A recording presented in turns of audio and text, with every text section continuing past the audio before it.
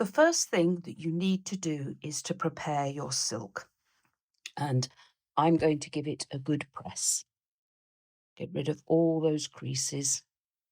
I always suggest that you steam press fabric before you do any embroidery on it. And if you're going to wash it, then wash the fabric before you do the embroidery as well. But obviously this is silk dupion, and I don't want to get any water near it at all. Some people say you can wash silk dupion. I've never been able to do that successfully. So that's pressed now. This freebie is just a little bit bigger than your normal 4x4.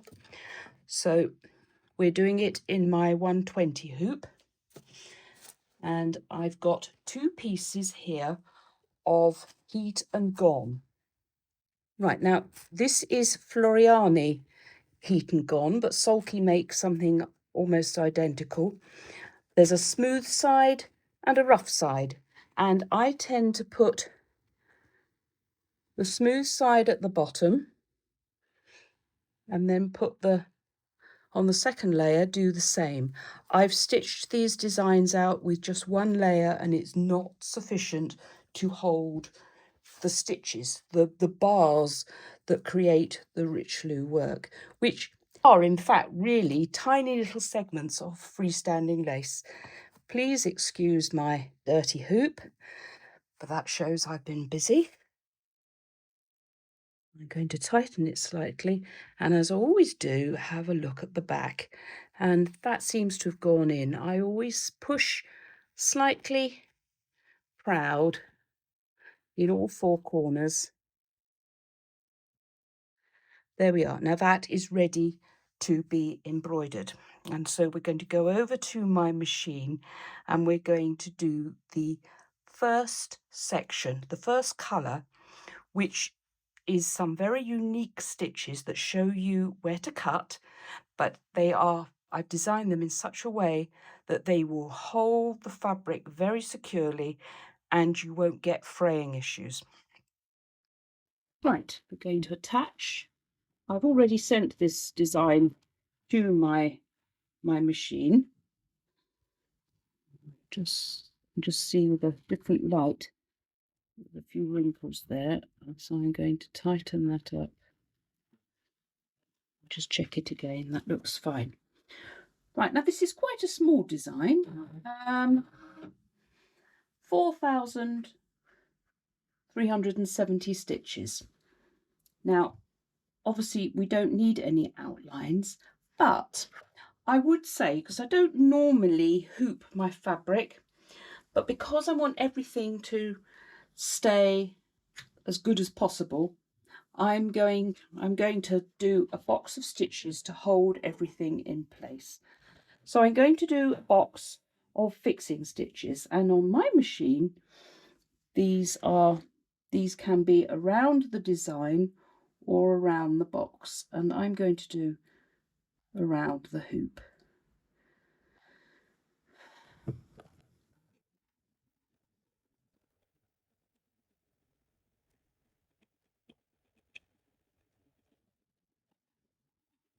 And of course I could have done both for more security. When you download the freebie and put it on your machine, you will see that these first stitches I've coloured them red. That's only to tell you that they are something important, something which will give you an outline. And I'm going to stitch, and of course I could have done both for more security. When you download the freebie and put it on your machine, you will see that these first stitches I've coloured them red. That's only to tell you that they are something important, something which will give you an outline. And I'm going to stitch the satin of the cut work in a soft white, so I'm going to do these in the soft white. If you did them in the red, it may peek through, so you need to choose the colour which you're going to do the subsequent stitches out with. So let's stitch this outline.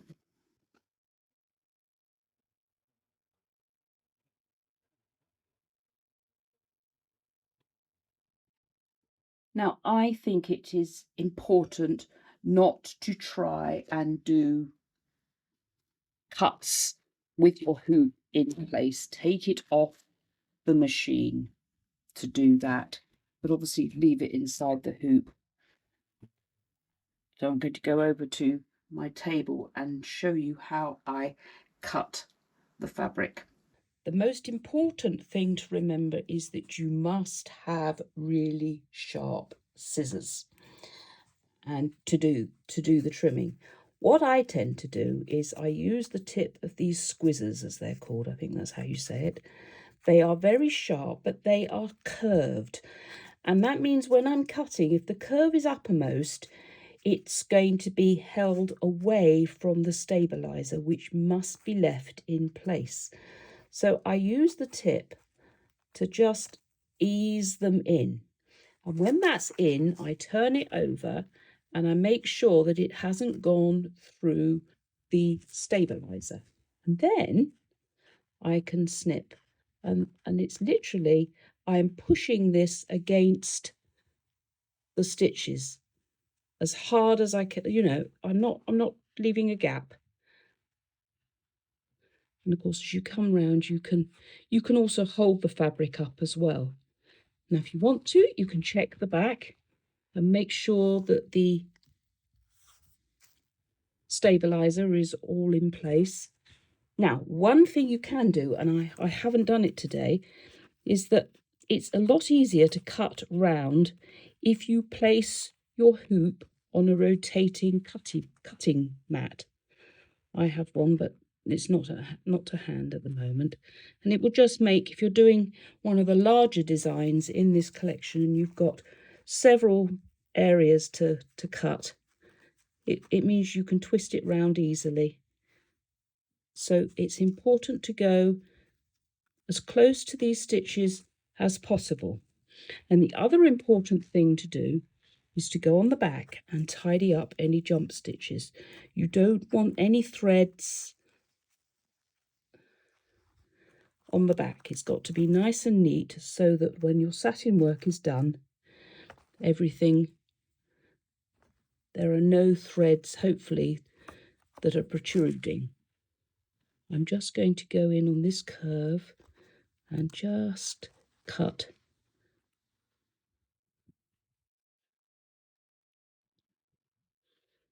into those. Now, if you do cut by mistake, what you need to do is get a tiny piece of your stabilizer, and I suppose really you should do two pieces, and you need a little bit of tape. And what you're going to do is just going to cut two little pieces, or one piece that you can fold in half.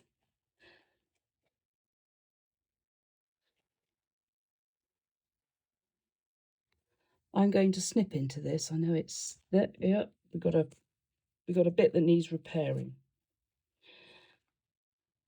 Now I'm going to cut these into two bits. I don't want them, because I want to do the nice layer of. So I'm going to put that on there. It doesn't behave itself because there's a little bit of static when you're working with it. I have sometimes actually put a bit of temporary adhesive on it to hold it all in place. Then with a little bit of tape, I'm going to tape these down, and obviously they're floating underneath, but because this stuff moves around, they've got to be held in place. Now, with a repair like this, remember that it must be removed after the satin work has been done. Don't leave it in place, because we've got flowers and things going around here, and it's probably best if they're not stitching into the tape. So this can go back to the machine now. Look at it at the top here, and just making sure that it's all nice and clean, ready for the satin work.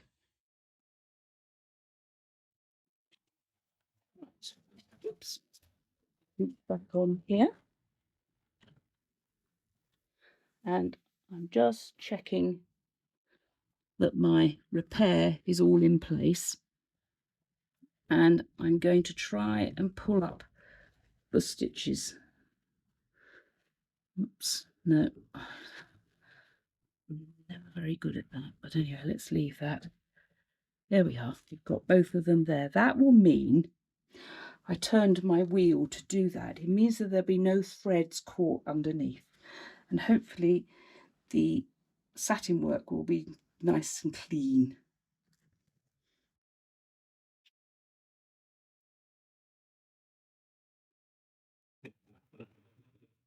I'm going to stop that.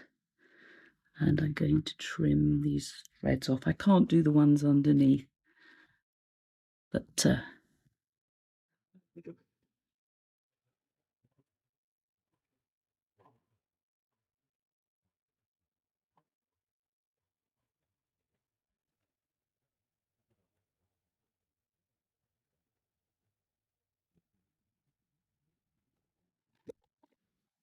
right, that is done now.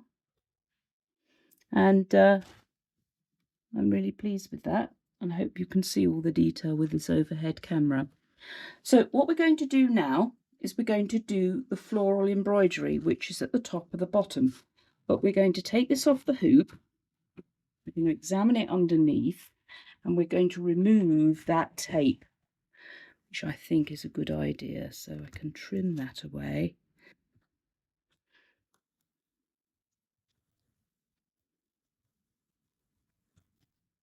I'm going to remove that.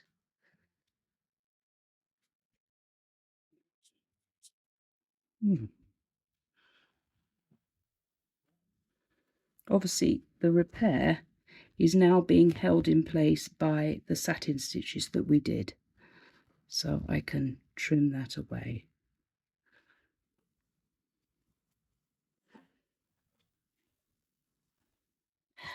Sometimes you get a few stitches appear on these curves. They can be trimmed away. They're not, it just pulls out sometimes, but they're extra stitches underlay, and when you trim them away, it won't affect, obviously if it's done it carefully, won't affect the design integrity. I'm going to do the 4 colours, 5 colours of the flowers.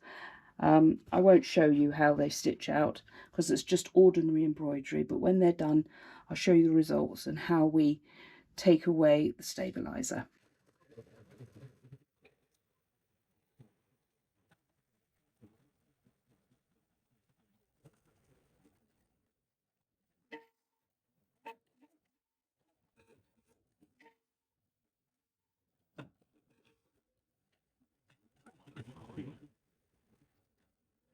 Right, the embroidery is now finished, so I can remove it from the hoop, and there we can see it. So let's go and have an examine of it all and do the necessary finishing touches, removing the stabilizer.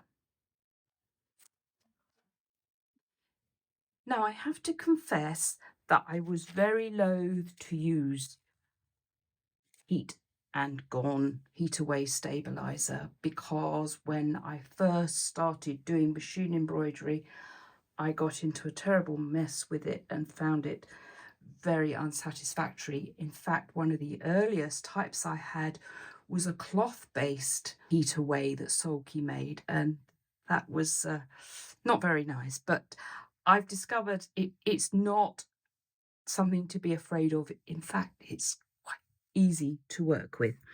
So here's our finished embroidery. So I'm going to take it out of the hoop.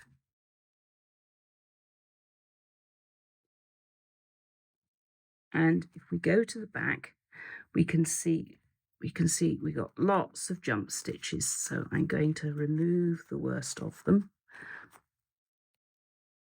This section, this finishing off of your designs cannot be rushed. It has to be done carefully, because especially the trimming of the jump stitches, because if you don't remove them all, they can peek through the cutwork. But I'm just quickly removing the worst of them. And I'm also going to snip the box of securing stitches that went round the outside. I'll just snip it in a few places. And that will allow me to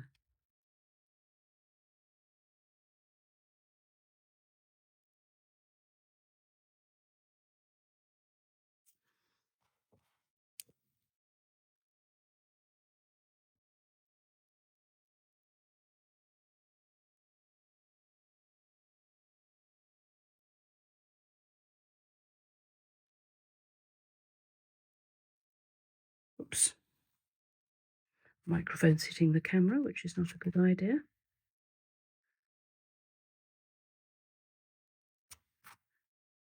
Now remember, if I can do this with a camera in between me and the work, then you can do it easily with yourself. So we've got rid of that outline, and I tend to, when I've got two lots of layers of stabilizer, I tend to remove them separately, and it rips quite easily, so you can just rip it away. So in that you know, it's not very different from stitch and tear. In fact, to a certain extent, and this is also used as a topping to prevent your embroidery sinking into fabrics like toweling and velvet.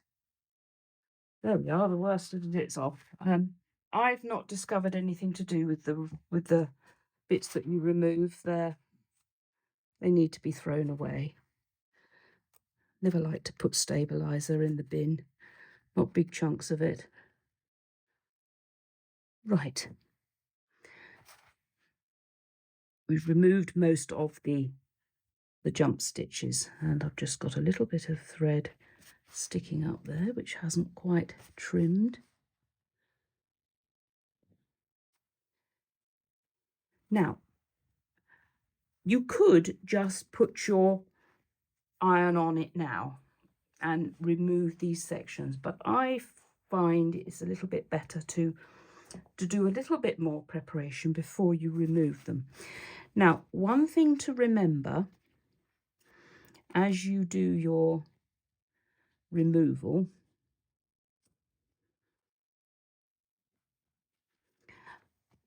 the satin around the edge is a lot more stable than the bars that go across. So if you're going to do any pulling, it needs to be where it's attached to the satin here. All right. And it will pull away quite easily. But doing it like this, I'm not putting any strain on the. Now this is where we have the extra tape, so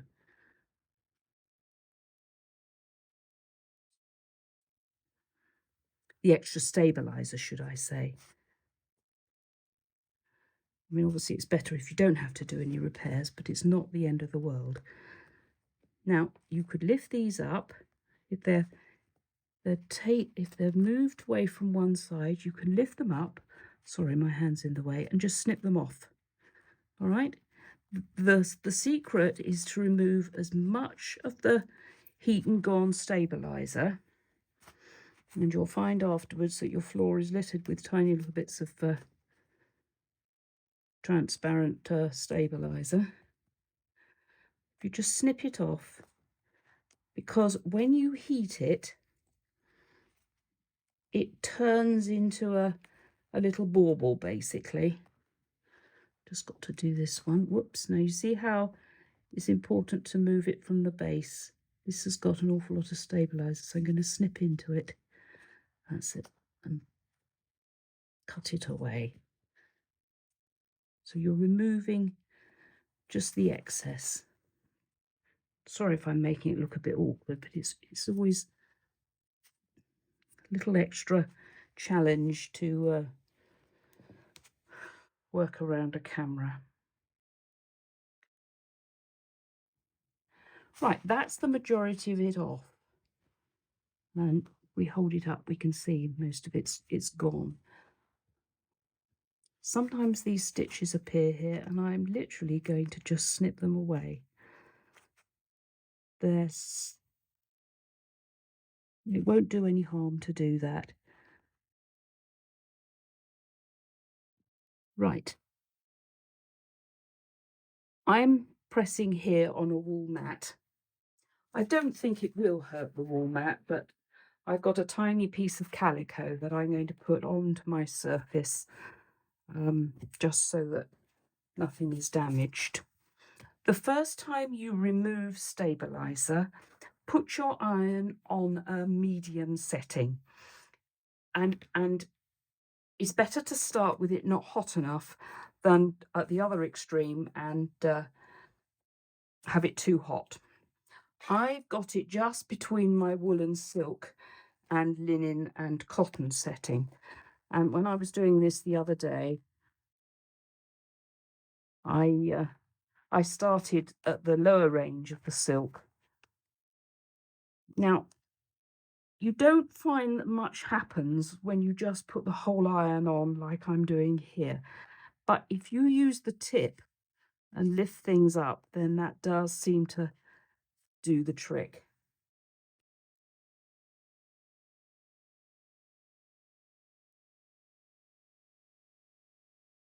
And obviously you iron on the back. You don't want to squash your embroidery. I'm just going to take that up a tiny notch more because we can still see we have a little bit here. I think that's where we have the extra stabilizer. So I just let it heat it up a little bit more. Yesterday I was doing some removal. Just while it's heating up, I'm going to show you on this particular one. Now this one is probably the most delicate embroidery in the collection because you can see it has very long bars, and you want to remove as much as the stabilizer as possible and keep them tight so that they don't get disfigured. And obviously in these situations you can get the iron in between them, but I wouldn't do that one first. Start with the freebie. Right, hopefully that's heated up a bit. But I think I've successfully removed so much stabilizer that I can't show you the little ballies that the iron will make of it. I suppose I could pick them up off the floor from yesterday's, but you will get some. Now and you also will find that if they're not completely melted, sometimes they're stuck to the fibers on the back, and you can just trim them away. I'm just doing that area there, but they all seem to be, it all seems to be gone nicely. I'm just going to take the corner of the iron like that, just so that the actual metal can get in there. And I did notice that the instructions that came with the stabilizer said that a stainless steel iron is a lot better for this. But start in a small way and with a low temperature, and you'll be okay. And it's when you turn it over, and I'm going to remove this calico, and I'm going to put one of my favourite silks down. This is what I call my ice cream, strawberry ice cream silk. You probably can't see in the picture. In the video, it's not picking it up. I'll lay that in there because it looks a bit nicer as the background rather than the grey of my wool mat. And that's good. I can just see now here I have definitely got a hard bit. I'm going to take that silk away.